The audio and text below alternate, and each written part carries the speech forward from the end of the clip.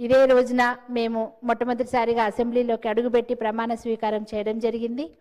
ఇందుకు నా తోటి శాసనసభ్యులందరికీ కూడా నేను హృదయపూర్వకంగా శుభాకాంక్షలు తెలియజేస్తున్నాను. ఈ సంవత్సర కాలంలో మీరందరి ఆశీర్వాదంతో, మీరందరూ ఇచ్చిన ప్రోత్సాహంతో మేము మా నియోజకవర్గాల్లో ఎంతో అభివృద్ధి పనులు చేసుకోవడం జరిగింది. అలాగే ఈరోజు ఇంకా ముఖ్యంగా చూస్తే 9 డిసెంబర్ 2009 మన సోనియమ్మ గారు ఆ రోజు యావత్ తెలంగాణ రాష్ట్ర ప్రజల ఆకాంక్షల మేరకు వారి ఆత్మ బలిదానాలకు చెల్లించి వారికి తెలంగాణ రాష్ట్రం ప్రత్యేక రాష్ట్రం ఇవ్వాలి అని దాని ద్వారా రాష్ట్రానికి మన పార్టీకి ఉభయ రాష్ట్రాల్లో ఎంత నష్టం వాటిల్లుతుంది అని కూడా తెలిసినా కూడా ఇచ్చిన మాట ప్రకారం వెనుకంజ వేయకుండా ఆ రోజు ప్రత్యేక తెలంగాణ రాష్ట్రం ఇస్తామని ప్రకటించడం జరిగింది.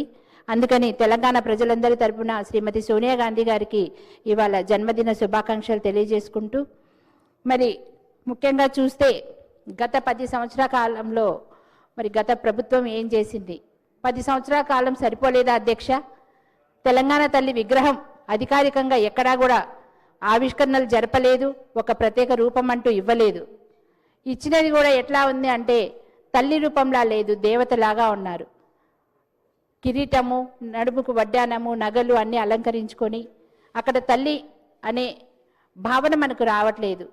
మనకు తెలంగాణ తల్లి అంటే మనం ఇంట్లో నిత్యం చూసే మన మాతృమూర్తిలాగా, అక్క చెల్లెమ్మల్లాగా ఉండే రూపమే మనకు తెలుసు.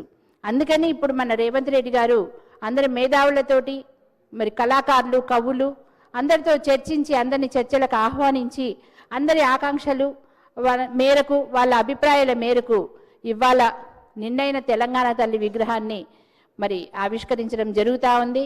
ఇది ప్రతిపక్షాలు కానీ ఎవరైనా సరే వాళ్ళు తగిన సూచనలు, సలహాలు ఇచ్చి అప్పుడే చెప్పుంటే బాగుండేది. ఇప్పుడు ప్రతిదాన్ని రాజకీయం చేస్తూ వస్తున్నారు.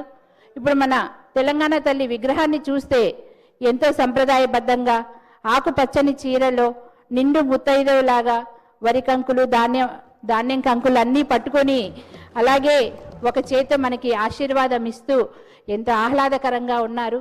మరి తెలంగాణ ప్రజలందరూ కూడా చాలా ఆనందిస్తున్నారు. ఇప్పటికి మంచి ఇన్నాళ్ళకి మనకు ఒక రాష్ట్రానికి తెలంగాణ తల్లి విగ్రహం కానీ, మన తెలంగాణకి టీజీ అని మార్పు జరగడం కానీ, అదేవిధంగా తెలంగాణకి ప్రత్యేక రాష్ట్ర గీతం కానీ రావడం జరిగింది. మరి 10 సంవత్సరాల కాలంలో ఎందుకు చేయలేదని ప్రజలు ప్రశ్నిస్తున్నారు. కానీ మరి మన సోదరులు తెలంగాణ ప్రజలు ఎంతో నిరాశ నిస్పృహల్లో ఉన్నారు అంటున్నారు. మరి వాళ్ళు ఎందుకు అలా అంటున్నారో తెలియట్లేదు. ఉద్యోగులందరికీ 1వ తారీఖు జీతాలు వస్తున్నందుకు నిరాశలో ఉన్నారా? రైతులందరికీ 2 లక్షల రుణమాఫీ జరిగినందుకు నిరాశగా ఉన్నారా? ఒక్క నిమిషం అధ్యక్ష. అలాగే 55,000 పైచీలకు ఉద్యోగాలు ఈ సంవత్సర కాలంలో వచ్చినందుకు నిరాశలో ఉన్నారా? ఇవన్నీ కూడా తెలంగాణ ప్రజలు ఆశీర్వదిస్తున్నారు. అలాగే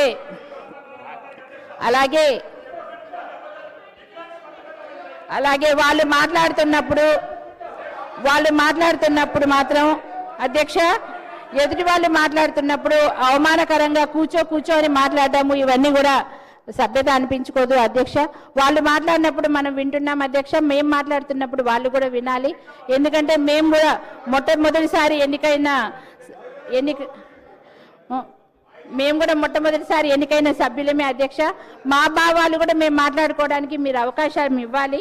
మధ్యలో మీరు డిస్టర్బ్ చేయకూడదని మేము వేడుకుంటున్నాము, రిక్వెస్ట్ చేస్తున్నాము. అలాగే ఇవాళ 9వ తారీఖు ఇవాళ మన ముఖ్యమంత్రి గారు ప్రకటించినట్టు అందరూ సభ్యులు, ప్రతిపక్షాలు కూడా హుందాగా మరి విగ్రహ ఆవిష్కరణకు వచ్చి ఆశీర్వదించాలని మనస్ఫూర్తిగా కోరుకుంటూ ఈ అవకాశం ఇచ్చిన